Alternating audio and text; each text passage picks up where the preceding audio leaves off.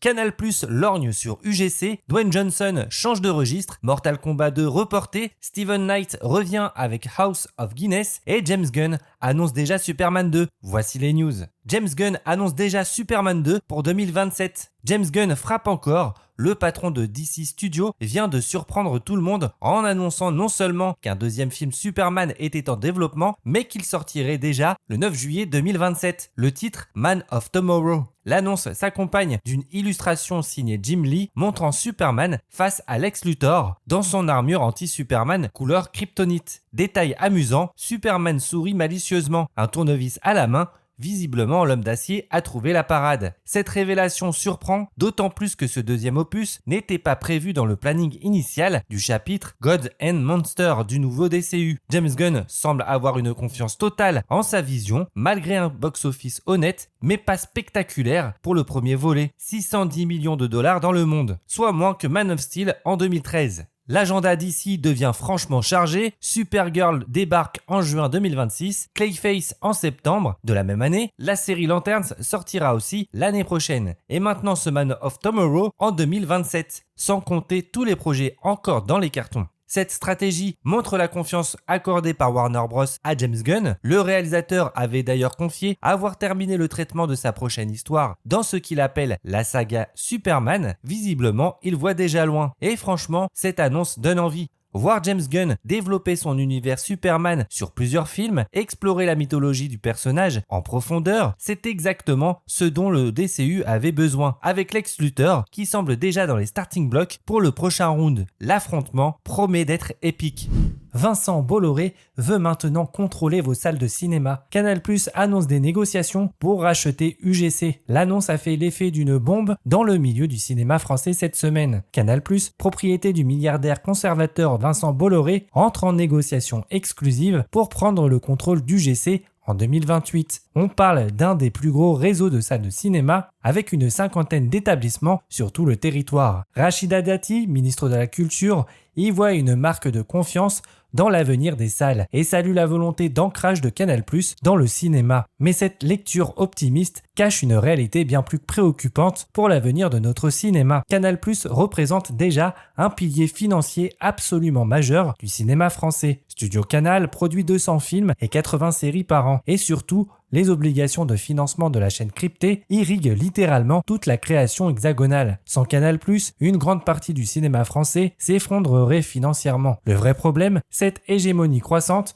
entre les mains de Vincent Bolloré. L'homme d'affaires breton n'a jamais caché ses positions politiques conservatrices et xénophobe et son influence directe sur la ligne éditoriale de tous ces médias. Quand on connaît l'importance absolument cruciale de Canal+ pour la santé financière du cinéma français, cette concentration devient franchement alarmante. Imaginez la situation. Demain, un seul homme pourrait contrôler une partie significative du financement et de la diffusion de nos films en salle. C'est un pouvoir colossal sur la création artistique, sur ce qui se fait ou ne se fait pas. Cette mainmise pose de vraies questions fondamentales sur l'indépendance créative et la diversité des contenus français. Le cinéma hexagonal n'a jamais été aussi dépendant de si peu d'acteurs privés, c'est inquiétant. The Rock abandonne les blockbusters, Dwayne Johnson change complètement de registre cinématographique. C'est le virage le plus inattendu d'Hollywood cette année. Dwayne Johnson, le roi incontesté des franchises grand public, annonce officiellement vouloir changer de registre. Fini les Fast and Furious, Jumanji et autres Black Adam, l'acteur veut désormais explorer le drame et les rôles plus profonds. L'acteur explique avoir ressenti ce désir ardent de faire plus que du divertissement calibré. Il reconnaît avoir eu peur d'aller en profondeur, d'être intense et brut jusqu'à maintenant. Une remise en question rare pour une star qui cartonne au box-office depuis des années. Cette transformation ne se limite pas aux mots. Johnson a perdu 27 kilos pour incarner le lutteur Mark Kerr dans Smashing Machine aux côtés d'Emily Blunt. Un changement physique radical qui marque symboliquement sa volonté de rupture avec son image de Monsieur Muscle d'Hollywood. Et cette reconversion commence déjà à porter ses fruits, son nom circule déjà parmi les potentiels candidats aux Oscars aux côtés de George Clooney. Plus fort encore, l'acteur préparerait actuellement un projet avec Martin Scorsese, la consécration artistique ultime. Et franchement, c'est enthousiasmant. Johnson a toujours eu ce charisme naturel, mais ses choix de films ces dernières années étaient devenus prévisibles. Le voir prendre enfin des risques créatif, explorer de nouveaux territoires artistiques, c'est exactement ce qu'on attendait de lui. Bien sûr, il ne dit pas adieu définitivement au blockbuster avec le remake de Vaiana qui arrive, mais cette nouvelle direction est prometteuse et on a vraiment hâte de découvrir quelle voie il va emprunter.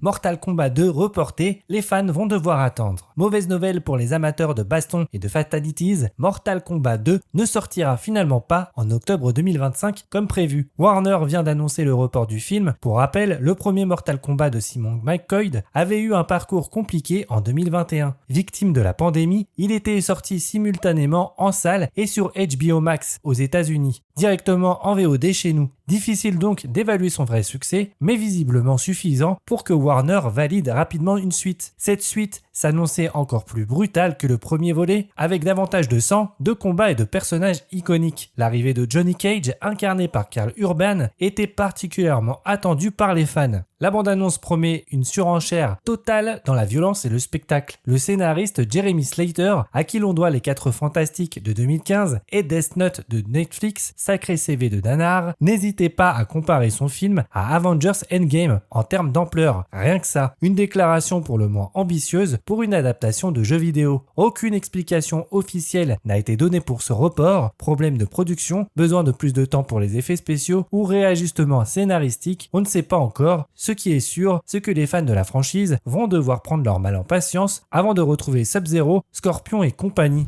Le créateur de Peaky Blinders revient. Steven Knight délaisse Birmingham pour Dublin avec House of Guinness. Steven Knight ne chôme pas. Après avoir conclu Peaky Blinders et tout en travaillant sur le prochain James Bond avec Denis Villeneuve, le showrunner britannique revient sur Netflix avec un nouveau projet ambitieux, House of Guinness. Cette fois, exit les casquettes et les lames de rasoir de Birmingham, direction Dublin dans les années 1860 pour explorer l'ascension de la célèbre dynastie brassicole irlandaise. La série va plonger dans les coulisses de cet empire économique naissant au cœur d'une Irlande en quête d'indépendance. Netflix vient de dévoiler la première bande-annonce et elle donne franchement envie. On y retrouve les obsessions habituelles de Knight, dynastie rongée par leurs démons, brutalité cachée derrière les grands récits, business transformé en arme politique, les décors de Dublin industriel et les salons feutrés où se négocient les fortunes promettent un spectacle visuel somptueux. Steven Knight assume totalement l'approche romanesque confrontée aux zones d'ombre historiques de l'époque. Il a choisi de combler les vides narratifs en gardant les faits marquants comme jalon, une liberté créative qui devrait permettre d'éviter le piège